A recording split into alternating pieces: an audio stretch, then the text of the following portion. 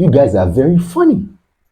So you think hospitals should just take a gunshot injury patient and start treating like that? I mean, you think it's that easy? If it was that easy, we won't even be having this discussion. Yep. So, I mean, you don't just jump on a trend by watching a video on social media and just start saying, yeah, that hospital did that hospital. No, don't. It's not as simple as that. Now, if you want to know the complete details and what hospitals should really do, you need to watch this video till the end. Till the end. Yeah. Half information will probably be worse than no information, and you'll probably be quoting us wrongly. Yes, quoting us wrongly. There's been a lot of issues with, matters surrounding gunshot injury victims, and there's a lot of confusion. So, human beings generally were sensational. Yeah. We like to treat things with emotions.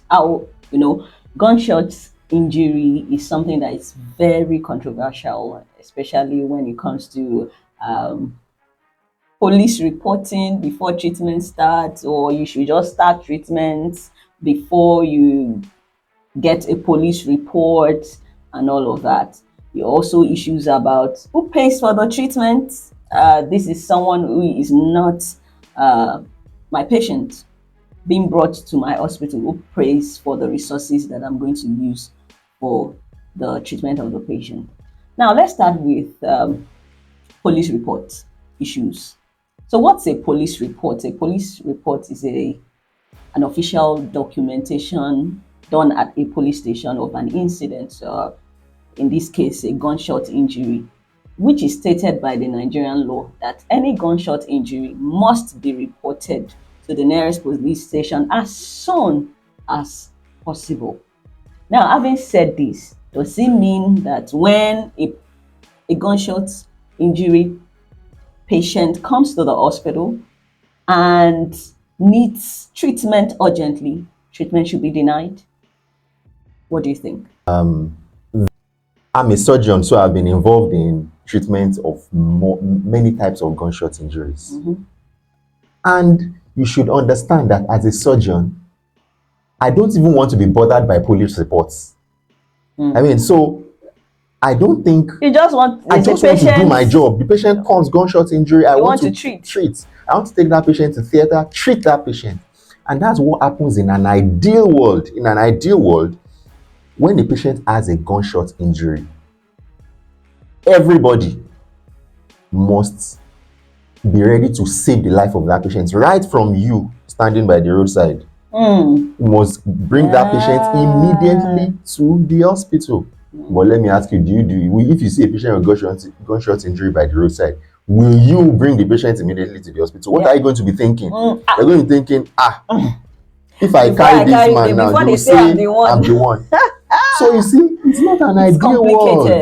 In an ideal world, you bring the patient to the hospital. Ideal world. And the people in the hospital will just treat the patient without any issues. And then, maybe after stabilizing the patient, they'll just inform the police and say, this happened.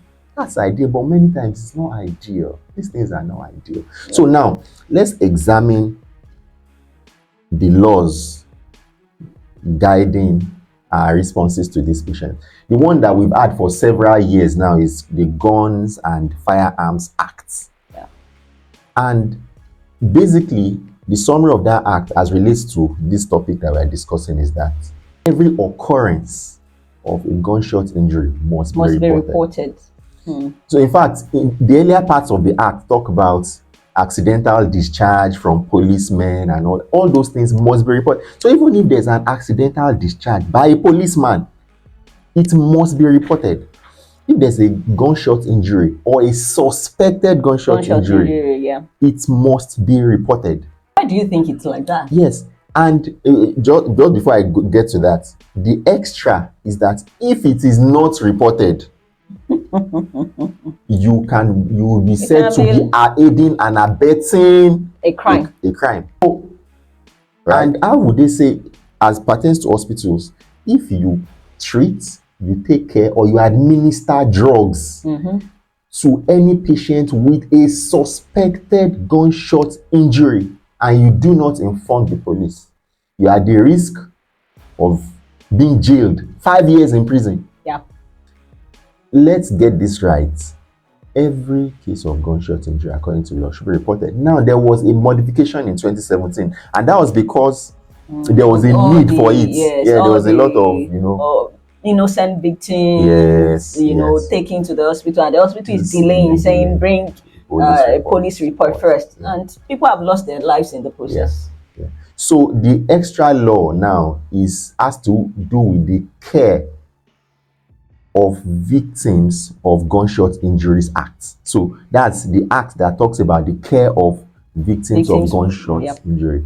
And basically what it says is what I started with, of trying to make it an ideal circumstance.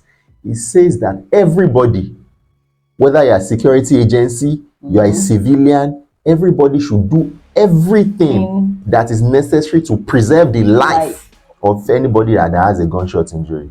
So meaning that, so even if you were there and you walked away, yes, you have broken the law. You have broken the law. In case you didn't know. In case you didn't know. So don't. It's not just about hospitals or doctors. So if you saw a gunshot injury patient and you drive away, you have broken the law. You've broken the law. Yes. So before you point that finger, examine yourself first. Examine yourself. So, and if you go through that act, it talks about all those details. Even the policemen themselves, they must bring it. So if a policeman is having an argument with somebody and mistakenly shoots the person, it's not for the policeman to run away, because that's what they sometimes do. They don't run away because they think, well, people are going to ambush them. The police should quickly carry the patient to the hospital for care. That is part of that act. Now, the act goes ahead and says hospitals should immediately care for those patients without asking for a police report, and they should offer first aid even without asking for money. Okay. So that's the act. And it's expected that you just want to preserve the life. Do everything to preserve that life while other things come. But it says that occurrence should be reported to the police within 2 hours. Within 2 hours. These things are very important. And it says if you do not do it, baiting a crime. I think where sometimes people have issues that you don't examine the practicality of this thing. Now let's say there are so many issues. You ensure that you do everything possible to preserve the life of an individual who has sustained a gunshot injury. Now they bring in someone who has sustained a gunshot injury to the chest. They've taken that patient to a private facility. They probably don't have a surgeon. Someone has an injury and they take the person to a low-level healthcare facility, and they say, please, we can't handle this case. Be going. And then people are angry that we went to that hospital first. They didn't do anything. So what does the law say? What should be done in that kind of instance? Even in countries that are developed, if a patient has a gunshot injury, they don't just take the patient to any hospital. They call, because they know the hospitals that can take care of gunshot injuries. So you just say, one popular hospital in Victoria Island, they just see that hospital is a big hospital on the outside, and they just say, take the patient there. You don't know there are many specialties in medicine. And when they assess the patient, once they assess the patient from distance, they sometimes can say, this one, time is ticking. We don't have the expertise to manage this. How can if I'm in that hospital, I might be able to do something, but if I'm not there, how can I say someone else should do what I'm supposed to do? So we must always remember. Once you put your hand in that case, you're involved already. You're involved, Now, but I'm also looking at it from this perspective. Let's say you are not able to handle the case, and you've communicated that you cannot handle this case. But you said you cite an intravenous line, you put up fluids, you provide oxygen, provide ambulance for the victim to be taken, and you provide information about, oh, this is the place that this patient can be treated. Would that be bad? Or No. that level of involvement? But because I see that sometimes people we're not handling this case, just go away. In the process of looking for a place to take the patient to, the patient dies. That is appropriate. However, we must remember, so if somebody has a gunshot injury to the head, and you say you brought the patient in and you are securing intravenous access, so to what to what end? It may even cause cerebral edema. So the thing there is that managing, if it was that easy, we will not go to medical school. Everybody will be able to take care of gunshot injuries. Another act that should actually be something else that should be written into law, or maybe it might not have to be written into law, but something that we need to think about is there must be designated trauma centers. Places where it will solve a lot of these problems. So once there's a gunshot injury, take to this hospital. You don't just branch by this hospital and then be mounting pressure on the staff there. Meanwhile, maybe that's at that point that hospital has no surgeon on ground or anybody skilled. Yes, you have a young doctor who sees the thing and is afraid. He obviously cannot handle it. You blame him for being afraid. Would you not be afraid in the same circumstance? That person at that point, under all that immense pressure, has to decide, should I quickly bring in and offer first aid, or should I say the patient should go out immediately, or while the patient is right there in the ambulance, can I secure intravenous access? Can I get blood? Yes. If they already knows that in his blood bank there's no blood, and he says quickly go. He knows that he doesn't have blood in his blood bank. So please, let's not mount excessive pressure, especially when we go to hospitals that you are not certain have the capacity to take care of these patients. Let's not stop, just throwing those hospitals under the bus and say, yeah, that hospital did this. They were watching until we are not in any way saying hospitals should watch patients die. No. We don't do that. No. We don't do that. You do everything to keep the patient alive. The way I am going to manage a patient with gunshot injuries is going to be different from the way I would have managed such patients maybe 10 years ago, because I know much more now about managing them. So if we have designated hospitals, many of these problems will be solved. If it's a government hospital, maybe a general hospital, a federal hospital, a tertiary center. Yes, they will not watch. Now have you been to all those tertiary hospitals? Well, you will not see any of these hospitals where they will bring a patient and they will say will not treat because of police report. It doesn't happen. You will not come to UCH, for example, and say you brought a patient with gunshot injury and then we'll be telling you, oh, go and bring the police. It doesn't. I've never heard it before. So many times when there are some of these delays, it might not primarily be because of medical reports. People, there are different narratives. It might be because they have said, go to another hospital. And they are dilly-dallying, they are delaying, they don't want to. I've seen situations that, we've communicated, this is beyond what we can handle. We don't have the personnel that can handle this. We've done the barest minimum. There's ambulance, and they still don't want to go.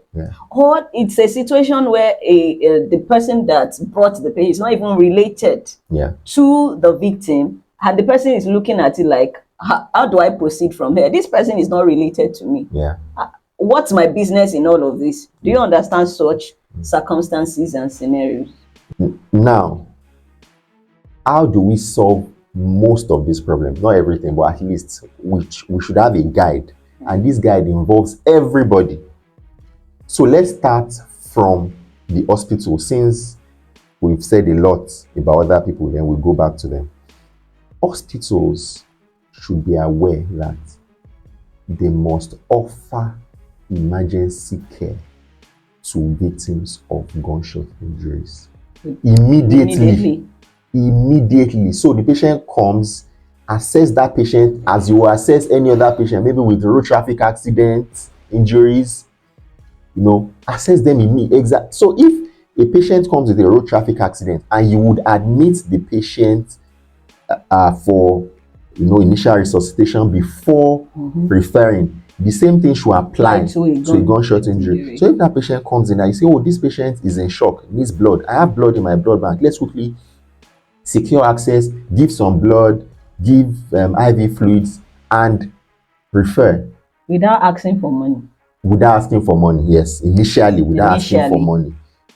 After giving the emergency care, you expect that the relations will show up. And many times the relations will say, yes, we'll pay the bills. Okay? Yeah, so that's as regards the hospitals. We should not delay in any way. Hospitals should know what they can handle and should refer patients on time if required. Promptly.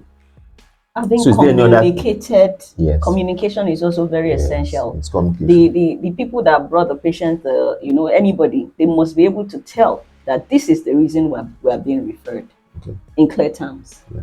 Next is the people who have brought the patient to the hospital, whether it's police officers, whether it's other civilians. This is a high pressure scenario. Usually, exactly. Whether it's the road safety. Let us not put undue pressure on the medical personnel. Communication is so important. I mean, you bring in a patient and the medical personnel stands up. We've said they should stand up immediately and do what they are supposed to do. Let's not put undue pressure. Let's not say, doctor, why are you not doing? No, in fact, there's crowd control anyway in managing those patients. So you should stay outside, allow the medical personnel to do what they think is best. Now, if the hospital says we will not be able to handle this case, it should be a gentleman discussion. It shouldn't be aggressive. So say, no, you must manage this case. No, and they say, no, we can't manage. If they say we cannot manage, say, oh, why can't you manage? Say, because we don't have the personnel to do this. Let's be clear. They are not saying we can't manage because you don't have money or because you don't have a police report. Saying we don't have the personnel. Okay, then you then ask, oh, but is there anything you can do to just keep him alive while we move into the next center? Or where can we go to? And the hospital too should communicate and say, oh, I think this is the hospital where we usually refer to. This place is close by. Let's go there immediately. It's a tertiary center that, or a higher level center that we can. We forgot to mention that as you receive the gunshot injury patient, you are treating the patient, and within 2 hours, you're ensuring that that case is reported to the nearest police station. The government, whether it's the state government, the federal government, we must ambulance services. It will solve a lot of problems. Having trauma centers, designated trauma centers at specific places, and those places should be running, should be well equipped with the essential resources, human resources, and other forms of resources to treat trauma patients. It's the same way trauma victims are taken to specific hospitals. It's the same way patients with gunshot injury should be taken to specific hospitals. We should already know that if there's a gunshot injury, we are taking this patient to this hospital. And you can even call the hospital ahead and say, we are bringing this patient. That's what they do in developed countries. That's what government and these organizations need to work on. Let's have a structure that deals with these cases.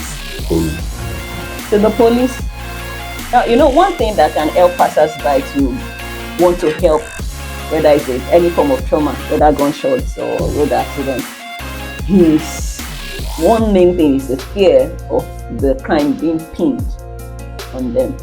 So if that is not there and there's fairness, then people will be more willing to help gunshot victims and then be confident to go and report to the police. Now, it's not even only about pinning the crime on them.